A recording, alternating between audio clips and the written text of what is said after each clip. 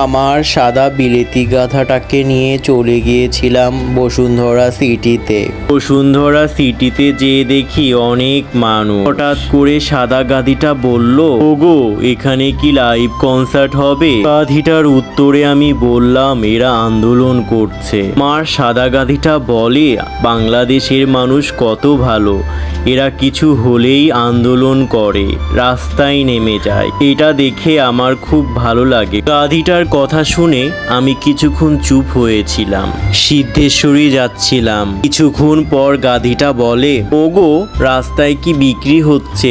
ওটা আমি খেতে চাই, আমাকে খাওয়াবে? গাধিটা কিছু আবদার করলে আমি আবার ফেলতে পারি না। গাধিটা চটপটি খেয়ে বলল, এর থেকে তুমিই ভালো রান্না করতে পারো, তুমি আমাকে একদিন করে খাওয়াবে? আমি বললাম, অবশ্যই, তুমি খেতে চেয়েছো, আমি না করতে পারি? হঠাৎ করে আমার সাদা বিলেতি গাধিটা বলে, তোমার চুলগুলো অনেক বড় হয়ে গিয়েছে। মিন মিন করে বললাম, আমার কাছে টাকা নেই চুল কাটার। আমার কথাটা সাদা গাধিটা শুনে ফেললো। ও বলল, আমার কাছে আছে, তুমি চুল কাটো।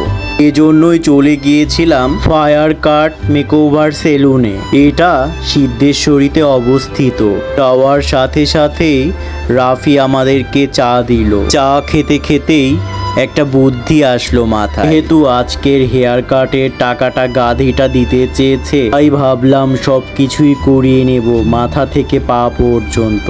গাধাটা কিছু টেরই পাবে না। হুয়া!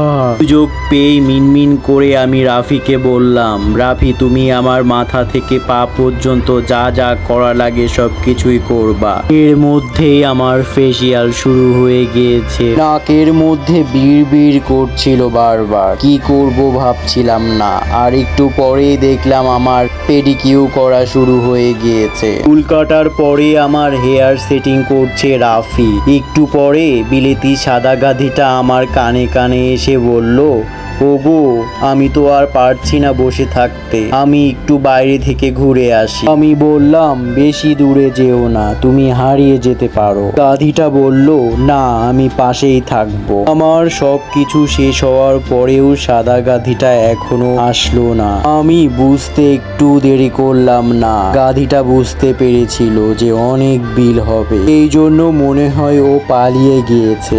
আমি শুধুই ওকে গাধি বলি। বিলেতি সাদা গাধিটা কি মনে করেছিল আমার কাছে টাকা নেই? হা হা হা, আমার কাছে সব সময় টাকা থাকে।